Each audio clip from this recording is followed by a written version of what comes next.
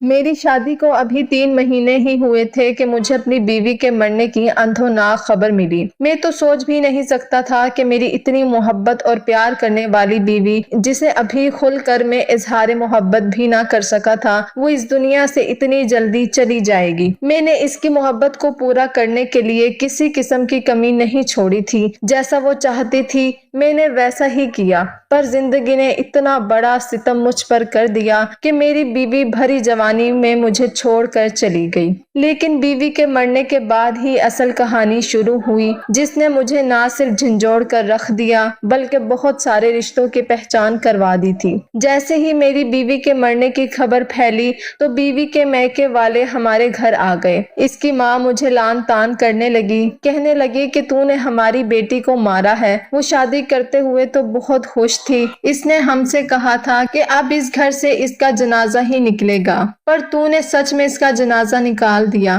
کیا تجھے ذرا بھی رحم نہیں آیا؟ تو نے ہماری بیٹی پر بہت ظلم کیے ہوں گے۔ وہ بیچاری بولی نہیں، اسی لیے گھٹ گھٹ کر مر گئی۔ اب میں انہیں کیا سمجھاتا کہ میں تو اپنی بیوی سے ابھی تک کوئی تعلق قائم نہیں کر سکا تھا، تو میں اس پر کیا ظلم کرتا؟ ابھی تو ہم دونوں کا رشتہ بہت ہی زیادہ تکلیف والا تھا، میں چاہ کر بھی اس کے قریب نہیں ہو سکا تھا۔ وہ اس قدر شرماتی لچاتی کہ میں اس سے بات کرتا تو وہ منہ دوسری طرف پھیر لیتی۔ خیر، اسی سارے چوہے بلی کے کھیل میں مہینے گزر گئے، مجھے پتہ ہی نہ چلا تھا، پر اب تو اصل آفت میرے سر پر پڑی تھی۔ میری ساس مجھے کہہ رہی تھی کہ میری بیٹی کے ایک ایک گناہ کا حساب تمہیں دینا پڑے گا، تم نے میری بیٹی پر ظلم کیا ہے۔ اس کے علاوہ وہ ایک اور بڑا واقعہ ہو گیا جس نے مجھے زیادہ پریشان کر دیا۔ بیوی کے میکے والے کہہ رہے تھے کہ ہم میت کو اپنے گھر لے کر جائیں گے اور وہیں دفن کریں گے، جبکہ میرے گھر والے کہہ رہے تھے چونکہ وہ اب ہماری ذمہ داری تھی اسی لیے اسے دفنایا بھی یہیں پر جائے گا۔ لیکن بیوی کے میکے میں ایک آدمی بہت زیادہ ضد کر رہا تھا کہ کسی صورت بھی ہم اپنی بیٹی کو یہاں دفن نہیں ہونے دیں گے، تم نے اس پر جیتے جیتنے ظلم کیے ہیں، اب ہم اسے مر کر یہاں نہیں چھوڑ سکتے۔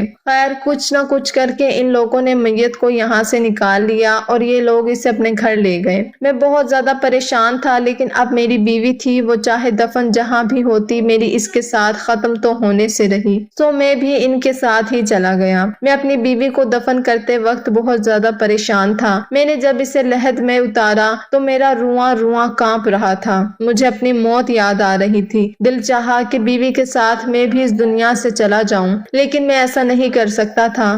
تبھی مجھے پیچھے سے کسی نے دھکا دیا، میں نے پیچھے مڑ کر دیکھا تو وہی آدمی کھڑا تھا جو جنازہ یہاں لانے پر بہت زیادہ ضد کر رہا تھا۔ کہنے لگا، ارے بھائی، اب کیا تم خود بھی قبر میں لیٹ جاؤ گے؟ نکلو یہاں سے۔ مجھے اس کا انداز بہت ہی عجیب اور نفرت والا لگ رہا تھا۔ میں قبر سے ذرا پیچھے ہٹ گیا، جلدی جلدی قبر پر سیلیں ڈال دی گئیں اور پھر تدفین مکمل کر دی گئی۔ وہی آدمی سب کو کہنے لگا کہ اب یہاں غیر اسلامی طریقے سے تماشا نہ لگایا جائے، سب لوگ اپنے اپنے گھروں کو چلے جائیں، اور تم میاں، آپ کی اپنی بیوی کا ماتم کرتے کرتے اس دنیا سے اٹھ جاؤ، اپنے گھر جاؤ، اپنے گھر والوں کو، اپنی ماں کو وقت دو۔ میں اس کی کڑوی خسیلی باتیں سن کر بہت پریشان تھا، لیکن کیا کرتا، یہ موقع ہی ایسا تھا کہ میں زیادہ بول بھی نہیں سکتا تھا۔ میں چپ چاپ اپنے گھر آ گیا۔ گھر آ کر میرا دل بری طرح رو رہا تھا۔ تبھی میں کسی دوست کو فون کرنے لگا تھا۔ میں نے جیب میں ہاتھ ڈالا تو دیکھا میرا تو موبائل ہی جیب میں نہیں تھا۔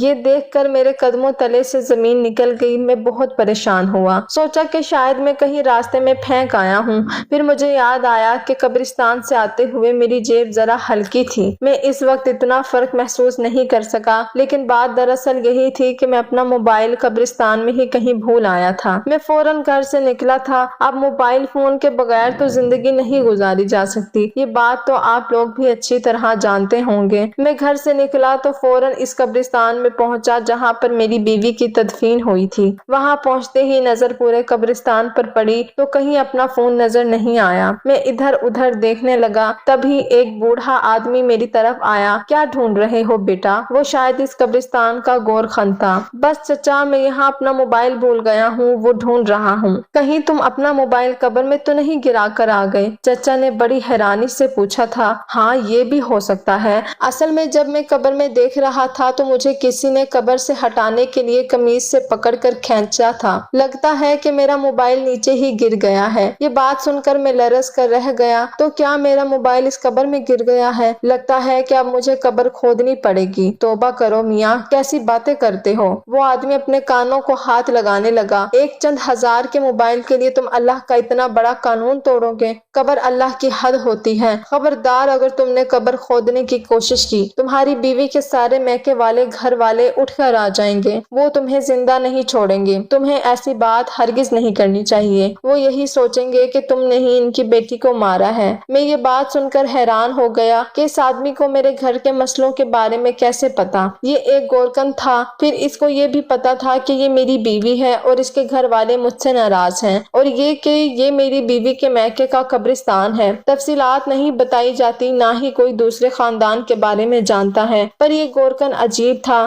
جسے ہر طرح کی معلومات تھی۔ میں بڑا حیران ہوا لیکن چپ ہوا تھا۔ اس وقت غم ہی اتنا تھا کہ میں فوراً اپنے گھر لوٹ آیا۔ گھر آ کر میں نے یہ بات اماں کو بتائی۔ اماں کہنے لگی، ارے بیٹا، اس میں پریشان ہونے والی کیا بات ہے؟ تم ایسا کرو کہ دوسرا موبائل لے لو، خواہ مخواہ پریشان ہوتے پھرتے ہو۔ اب اگر بیوی کی وفات کے بعد تمہارے پاس موبائل بھی نہیں ہوگا تو تمہارا دل اور زیادہ پریشان ہوگا۔ اپنا دھیان بٹانے کی کوشش کرو، میں تمہیں پیسے دے دیتی ہوں، تم جا کر اپنے لیے نیا فون خرید لو۔ میں نے کہا، اماں اس نمبر پر تو میرے کافی سارے جاننے والے تھے، لیکن چلو آپ کہتی ہو تو میں ایسا ہی کروں گا۔ آپ مجھے پیسے دے دیں، میں آپ کو 1 مہینے بعد لوٹا دوں گا۔ اماں نے مجھے پیسے دے دیے، میں جا کر اپنا نیا فون خرید لایا۔ میں نے اپنے پاس ایک سم بھی رکھ لی، لیکن پھر ایک ایسا واقعہ ہوا جس نے مجھے مزید بے چینی میں ڈال دیا۔ میرے فون پر سگنل نہیں آ رہے تھے، اچانک سے سگنل آئے تو میں نے پہلا نمبر جو ملایا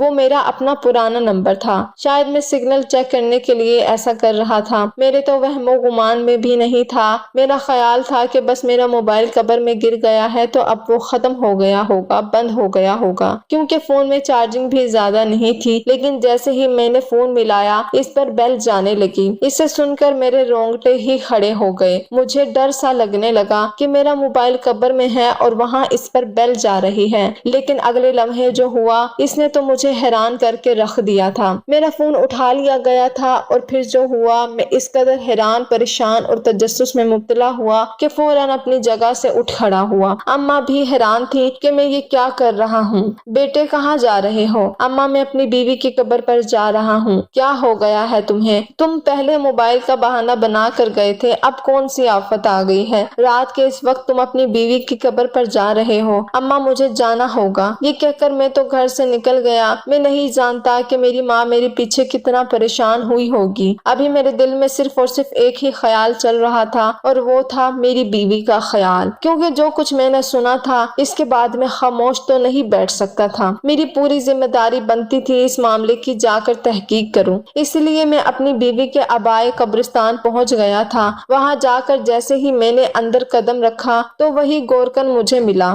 ارے میاں، تم یہاں بار بار کیا ڈھونڈنے آتے ہو؟ مجھے دیکھ کر وہ غصے سے بولا۔ گورکن میاں، آپ کا کام کیا ہے؟ قبریں کھودنا، آپ اسی تک رہیں۔ آپ مجھ سے بار بار سوال کیوں کرتے ہیں کہ میں یہاں کیا کرنے آتا ہوں؟ لیکن میاں، میں تو تم سے ہمدردی کی وجہ سے پوچھ رہا ہوں نا، تمہیں اس قبرستان کا نہیں پتا؟ میں یہاں کا گورکن ہوں تو میں ہی ذمہ داری اٹھاؤں گا نا۔ اگر ہے کوئی مسئلہ تو مجھے بتاؤ، میں حل کر دیتا ہوں۔ میں نے گورکن کو بھی ساری بات بتا دی تھی۔ یہ سنتے ہی اس کے چہرے پر ایک رنگ آیا اور ایک گزر گیا۔ اچھا، میں اس معاملے کے بارے میں کچھ نہیں جانتا بیٹا، لیکن ایک بات ضرور کہوں گا کہ اس کا تعلق تمہاری بیوی سے ہے، تمہاری بیوی کی قبر سے نہیں، اور تم اپنی بیوی کے گھر والوں سے جا کر اس بات کا پتہ معلوم کرو، تمہیں خود ہی سمجھ آ جائے گی۔ میں کچھ بولوں گا تو وہ خیانت ہو جائے گی، اس لیے میں خود کو گناہگار نہیں کرنا چاہتا، تم جا کر خود معلوم کرو۔ عقل مند کے لیے اشارہ ہی کافی ہوتا ہے۔ گورکن کی بات سن کر سمجھ گیا تھا کہ وہ مجھے پوری بات نہیں بتانا چاہتا، شاید کہ اس نے میری بیوی کے گھر والوں سے کوئی رقم وصول کی ہوگی یا کوئی اور وجہ ہوگی جس کی وجہ سے وہ پوری بات مجھے نہیں بتا پا رہا تھا۔ میں اپنی بیوی کے قبرستان سے ہو کر اس کے گھر پہنچ گیا، لیکن میں نے گھر کے دروازے پر دستک نہیں دی بلکہ یوں ہی گھر میں داخل ہو گیا۔ میں نے دیکھا وہ سب لوگ ایک کمرے میں بیٹھے باتیں کر رہے تھے۔ گھر کا باہر والا حصہ بالکل خالی تھا، وہاں کوئی بھی نہیں تھا، اس لیے میں چلتا ہوا اس کمرے کے قریب پہنچ گیا جہاں بیٹھ کر وہ لوگ باتیں کر رہے تھے۔ میں نے دیکھا ان سب کے چہروں پر بے پناہ غصہ تھا، لگتا تھا جیسے وہ ابھی اٹھ کر مجھے مارنا شروع کر دیں گے۔ وہ بات کر رہے تھے میری بیوی ہی کے بارے میں، لیکن سمجھ نہیں آ رہا تھا کہ وہ میری بیوی پر غصہ کیوں کر رہے ہیں۔ تبھی میرا ہاتھ ایک پیالی پر لگا، وہ پیالی گر کر ٹوٹ پڑی تو سب لوگوں کی توجہ میرے اوپر آ گئی۔ وہ لوگ مجھے یوں دیکھنے لگے جیسے میں نے اس کے گھر میں چوری کر لی ہو۔ بیٹا تم یہاں کیسے اور کب آئے؟ میری ساس نے مجھ سے پوچھا۔ اماں جی میں آپ کو ایک بات بتانے کے لیے آیا ہوں۔ میں نے اپنی ساس کی طرف امید بھری نظر ڈالی۔ ہاں بیٹا آؤ آؤ، ہمیں تمہارا ہی انتظار تھا۔ میرا انتظار؟ مگر وہ کیوں؟ میں نے اپنی ساس سے پوچھا۔ بس بیٹا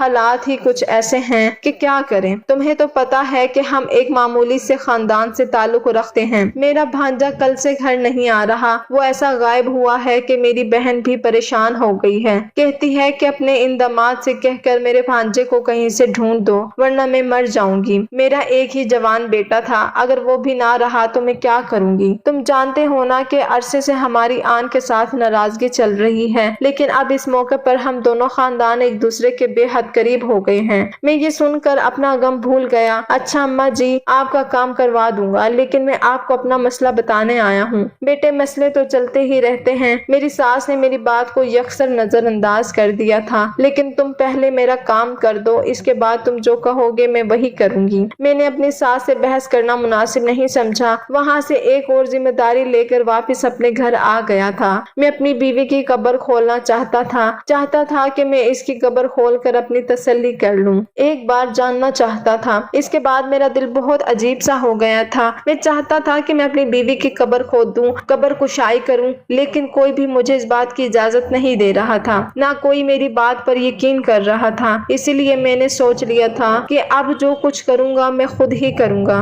رات کے 2 بجے میں نے قبرستان میں جانے کا فیصلہ کر لیا تھا۔ اب مجھے اپنی بیوی کی قبر کھولنا بہت ضروری لگ رہا تھا۔ 2 بجے گھر کے سب لوگ سو چکے تھے۔ میں جانتا تھا کہ وہ گورکن جو مجھے منع کر رہا تھا یقیناً وہ بھی اس وقت نہیں جاگ رہا ہوگا۔ اس کو تو لگتا ہوگا کہ اب میں تھک ہار کر چپ بیٹھ گیا ہوں، پر میں چپ بیٹھنے والوں میں سے نہیں تھا۔ اتنی بڑی بات ہو گئی تھی، میں کیسے خاموش رہتا۔ میں نے جا کر سارا انتظام مکمل کیا اور تقریباً 2:30 بجے قبر کھولنا شروع کر دی۔ مجھے اس بات کی حیرت نہیں ہوئی تھی کہ قبر کی مٹی کافی نرم تھی، ایسا لگتا تھا جیسے قبر کو کچھ دیر پہلے ہی بند کیا گیا ہو۔ میں نے جلدی مٹی ہٹائی تو پتھر کی سیلوں کو ہٹانے میں مجھے 5 سے زیادہ منٹ کا وقت نہیں لگا۔ میں اس وقت اتنے جوش میں اور ولولے میں تھا کہ میں بڑے سے بڑا پہاڑ بھی اکھاڑ سکتا تھا۔ جب میں نے پتھر کی سیلیں ہٹائیں تو ایک اور حیرت کا جھٹکا مجھے لگا تھا۔ سامنے کا منظر دیکھ کر میرے پسینے چھوٹ گئے تھے، ٹھنڈے پسینے میرے چہرے پر آ رہے تھے اور میں اس قدر پریشان اور حیران ہو گیا تھا کہ سمجھ نہیں آتی کیا کروں، ہنسوں یا روں یا پھر اپنی بیوی کا ماتم مناؤں، کیونکہ سامنے قبر خالی تھی۔ قبر میں نہ ہی میری بیوی تھی، نہ اس کا کفن تھا اور نہ ہی میرا موبائل فون تھا۔ میں تو اپنا فون ڈھونڈنے آیا تھا، پر ایک نیا قصہ کھل گیا تھا۔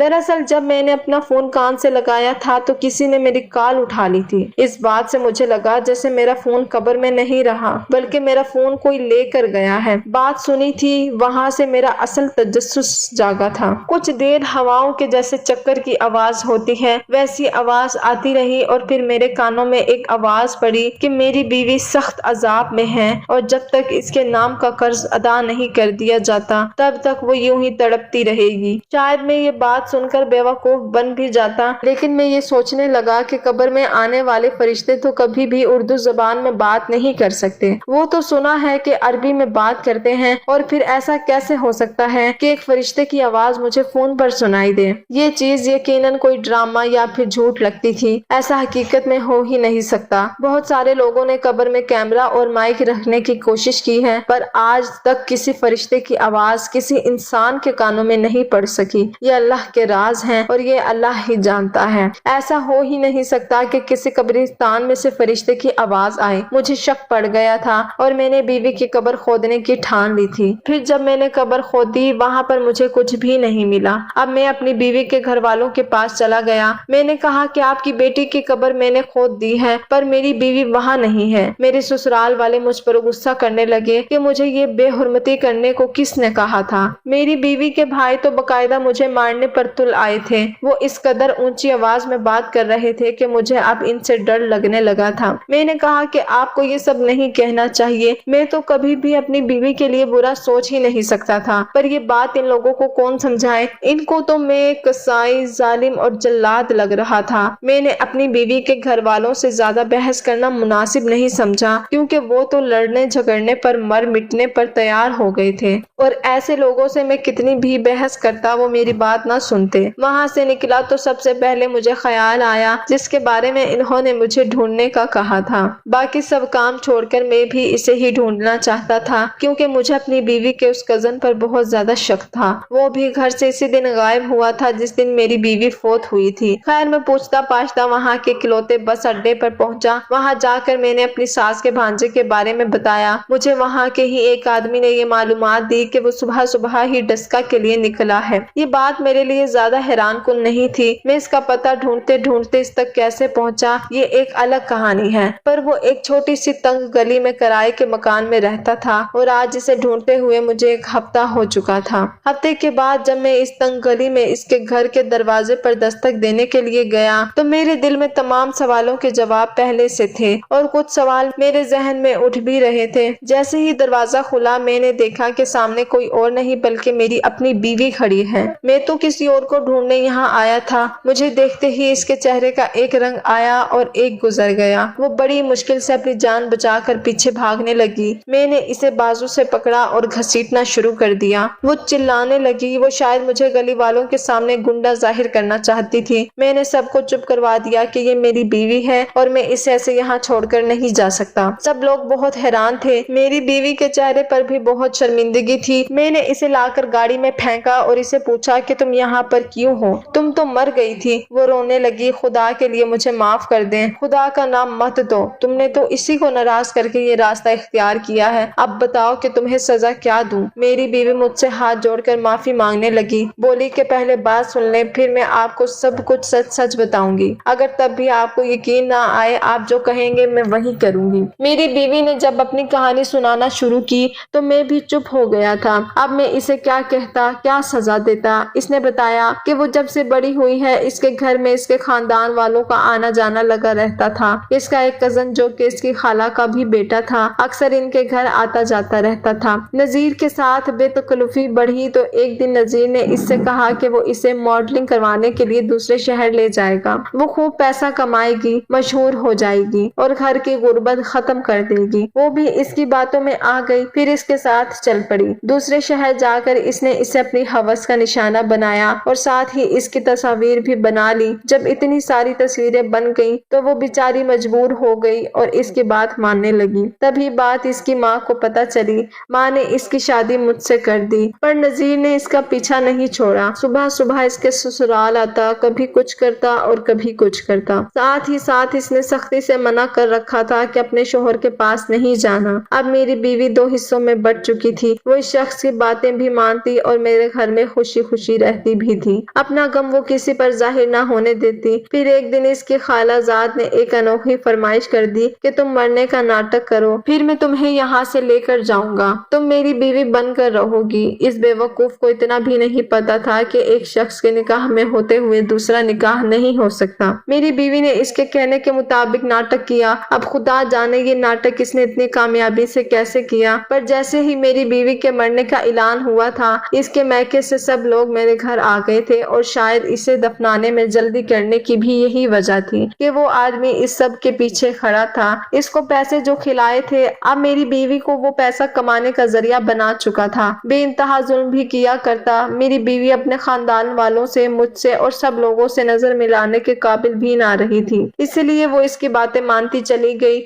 और दलदल में फंसती गई। अब इसकी जिंदगी जानवरों से भी बदतर हो चुकी थी। मैंने अपनी बीवी की सच्चाई जानकर इसे धुतकारने की बजाय इसे हौसला दिया कि अगर तुम इस बुराई से लड़ने के लिए तैयार हो तो मैं भी साथ खड़ा हूँ। चाहे तुम्हारी कितनी ही तस्वीरें पूरी दुनिया क्यों ना देख ले, लेकिन अब तुम इसके हाथों पर रुमाल नहीं बनना। लेकिन अब तुमने इसके हाथों ये रुमाल नहीं बनना। अब मैं इस आदमी को खुद भी देखूंगा और देखूंगा कि ये कानून की गिरफ्त से कैसे बचता है। मैं अपने ताल्लुकात इस्तेमाल करके इस शख्स को कैफर किरदार तक पहुंचाने का इरादा कर चुका था। तभी मैंने अपनी बीवी का साथ नहीं छोड़ा, क्योंकि जो लोग अपनी बीवी को इन लम्हात में अकेला छोड़ देते हैं वो बदजात खुद मर्द कहलाने के काबिल नहीं होते। आपको अगर ये कहानी अच्छी लगी है तो इस वीडियो को लाइक कीजिए और इस तरह की मजीद कहानियां सुनने के लिए हमारे چینل کو ضرور سبسکرائب کیجیے۔ کہانی سننے کا شکریہ۔ آپ سے ملاقات ہوگی اگلی ویڈیو میں، تب تک کے لیے اللہ حافظ۔